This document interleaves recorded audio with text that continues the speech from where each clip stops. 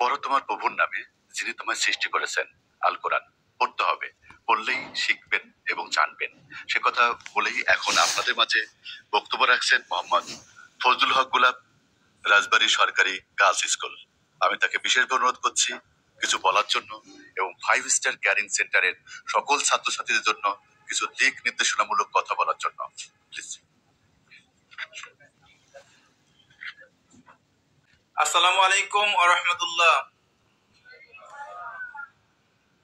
5 star caring centre কর্তৃক আয়োজিত আজকের এই নতুন বছর উদযাপন এবং এই অত্র প্রতিষ্ঠানটির 10ম বছর পূর্তি উপলক্ষে এই অনুষ্ঠানের আমন্ত্রিত অতিথিবৃন্দ এবং আমার সামনে আজকের এই অনুষ্ঠানের মধ্যমণি যারা প্রিয় শিক্ষার্থীবৃন্দ এবং অভিভাবকবৃন্দ, সকলকে নতুন বছরের শুভেচ্ছা এবং শীতের আমেজের মধ্যেও যে নতুন করে জাগরণ এবং নিজের মেধা, মনন এবং বুদ্ধিমত্তার জাগরণের জন্য আজকে যারা উপস্থিত হয়েছেন সকলকে আবারও স্বাগত জানাচ্ছি এবং অভিনন্দন জানাচ্ছি।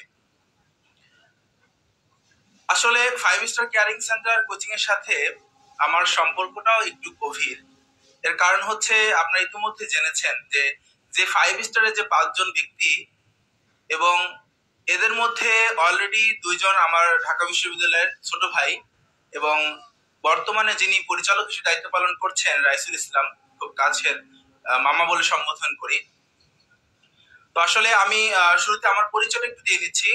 আমি ফজলুল হক, ডাকনাম গোলাপ স্যার বলে আসলে সবাই চিনে, রাজবাড়ী সরকারি বালিকা উচ্চ বিদ্যালয়। ফেসবুক এবং ইউটিউবে গোলাপ স্যার সার্চ দিলে চলে আসবে ইনশাল্লাহ। আর আসলে অত্র প্রতিষ্ঠানটির সাথে যেটা বললাম যে দীর্ঘদিনের সম্পর্ক, আমি গত বছর এসেছিলাম। যারা গত বছর ছিলা তারা হয়তো আমাকে চিনছো। গত বছর আমি আসলে এই প্রোগ্রামটিতে ছিলাম। এবারের প্রোগ্রামটা আর একটু ভিন্ন আয়োজন এবং বড় আকারে, বিশেষ করে কালুখালী উপজেলার যারা নক্ষত্র এমন কিছু মানুষ আসলে আমাদের সামনে উপস্থিত হয়েছে। এদের সামনে কথা বলে এবং তোমাদের সামনে কথা বলতে পেরে নিজেকে গর্ববোধ করছি। আমি শুধু আজকের অনুষ্ঠানে একটি কথা শুধু বলতে চাই, একটি স্বপ্ন দেখাতে চাই যে প্রত্যেকটা মানুষের জীবনে একটি নির্দিষ্ট লক্ষ্য থাকা উচিত, যেটি তাকে তার জীবনের সর্বশেষ চূড়ান্ত অবস্থায় নিয়ে যেতে পারে।